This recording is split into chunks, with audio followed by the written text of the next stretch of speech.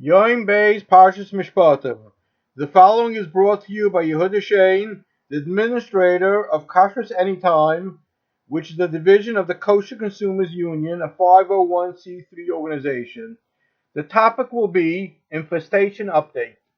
There have been some very confusing posts, podcasts, books regarding insects. In general, they are trying diligently to create various heterim. The heterim were not aligned with our Messiah, but based more on kashas with terutzim. As Reb Shlomo Zalman Auerbach told me, that Amerikaner Rabbanim are constantly trying to come up with heterim for everything.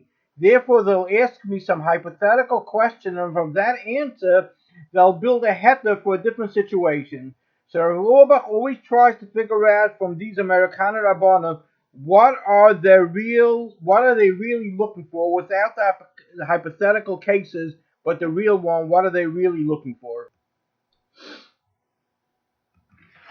Another very important point is that it used to be each country had its insects and its predators. Now everything is grown and shipped all over the world, so the insects we have, but not necessarily the predators. Then what came along was DDT killed many of those beneficial predator insects. So we don't have any more of the predator insects, so now we really have a major problem. In Europe, they used to give prizes to the Cheder child who was the first to discover the season's first infested cherries.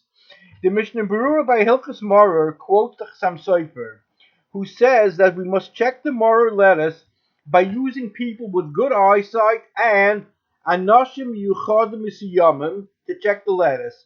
What is Anoshim Yuchadim Misiyamim? Specialty people that also have good eyesight, but it has to be specialty people that are trained in this. That's what Yuchadim Misiyamim are. He then says not to use specialty people with poor eyesight.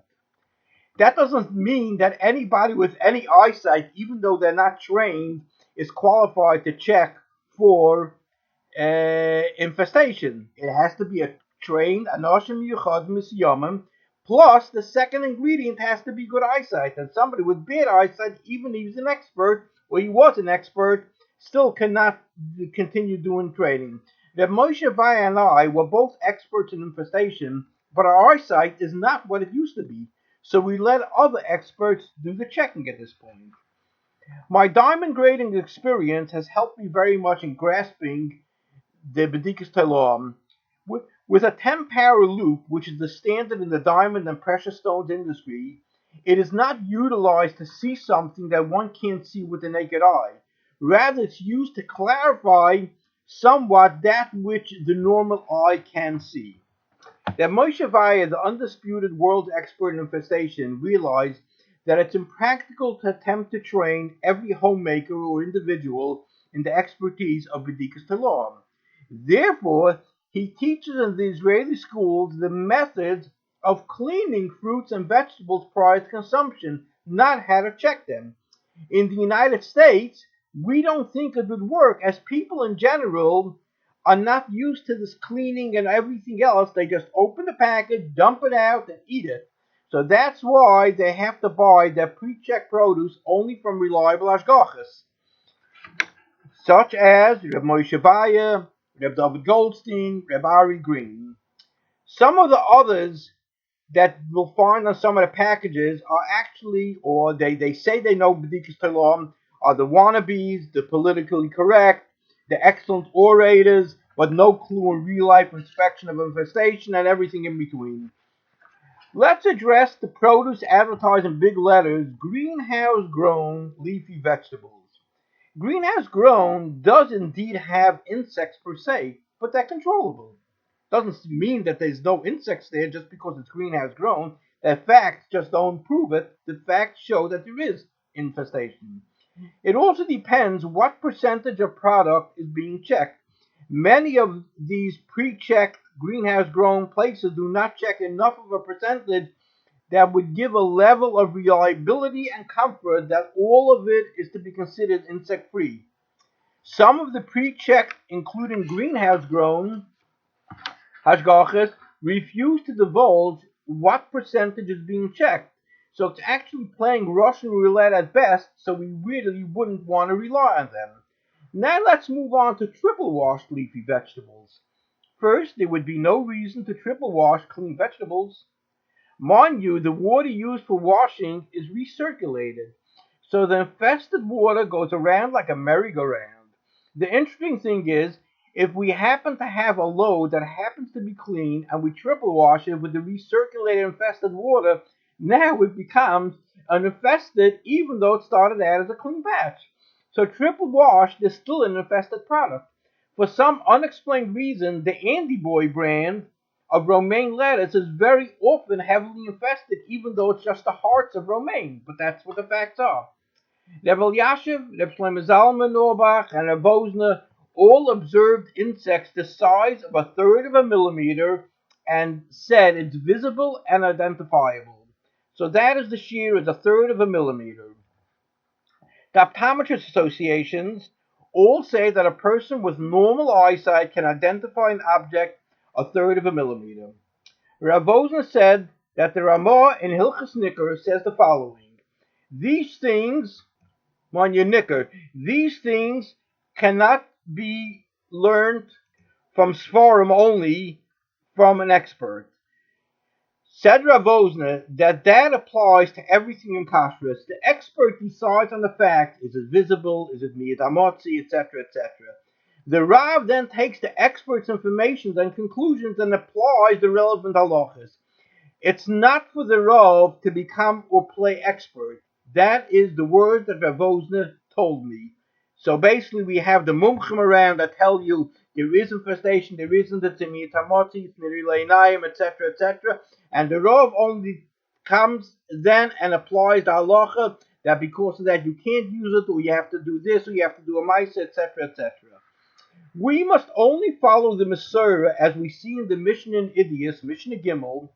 There was a machlokes between Shammai and Hillel. They were arguing how much water passed to mikveh. They both brought very strong proofs to their position, yet the Chachamim were not ready to agree. Till two Gardayim came from the Sharashba. Gardayim are the ones that make nets, etc., etc., from the lowest of the type of people from Klal Yisrael. They lived by the Sharashba, so we could imagine what type of people they were. No gross acham, not learned people or anything else like it. And they came into the Beis Medrash, they heard what Shammai and Hill were arguing about, and they said that they were in the Beis Medrash, excuse me, and they had the Masorah from Shmai and Avtalion that 3 lugim passed the mikveh, and the Chacham accepted the Masorah, as Masorah is the only guide by Klal Yisrael, not Kashas and Terutzim.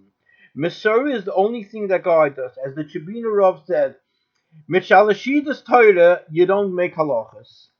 It's interesting now. Mishnah Dalet in Idia says, "V'loma maskil nes divrei Shammai v'Hillel, lamed ledoros habam shelo yehei adam oimed al dvarav shalei avis ha'olam lo yamdu al tibreim." In English, what that means is that if we have that we were relying on the Masorah of Shemayim and Talion, what do we have to bring in the beginning of the Mishnah? The differences of Shammai V'Hillel, not even saying what they have of what a Machlokes was. So he says to teach us, to all future generations, don't stand your ground where Avos Olam didn't stand their ground on these things. If we have a Masorah, we just fold up, we comply with Kashas and Terutzim, but then we continue. If one wants to have debates and Vikuchim, it's not going to change the Masorah of the Halacha. We had the Ramban, the Yonishin Eipsitz, among others, that were proficient in debate, but the Halacha remains as the Masorah dictates. And all the major Poskim and Reb Elyashiv, Reb Wosner, Reb Weiss, Reb Shlomo Zalman, all of them came up and they said that a third of a millimeter is nidalei nayim, it's identifiable. The one that has to decide if you could identify this as an insect is not what each one could decide. It's based on what the Mumcha says, as Rav Wosner quoted, and he brought a raya from the Ramah and Nicker. So that's what we have to go by. As Rav Shlomo Zalman said it, that in general, vegetarians were or become doubters in Emunah. And he said, like, I never have Apikoris as Oichet and Apikoris. The over are more isurim by consuming infested product than by consuming meat and poultry. It's brought in many svarim that many people, included whole communities, that became doubters in emunah and even apikurim, Rahman al, all because they consumed infested insects and treifas. Reb Shlomo Zalman said okay. Now, regarding infestation in fish is another issue which we'll address Mitzvah at another time. Regarding orange juice, it should be filtered with a 100 mesh filter because of the common scale insects that are in all of the orange juice, even the ones with ashgacha. Flour should be sifted with a 70 mesh sifter. Quinoa and brown rice are commonly infested, very hard to check, and it's not recommended really to check it.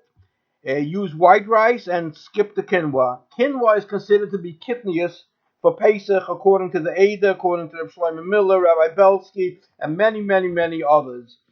The green nori wraps used for sushi are infested with seahorses that the Ashgachas look out for, but the small copepods commonly found in reservoir-based water systems are common in the nori wraps. Therefore, they may not be used at all, regardless of Ashgacha. In Eretz Yisrael, most Hashgachas have stopped using the nori wraps because of the infestations.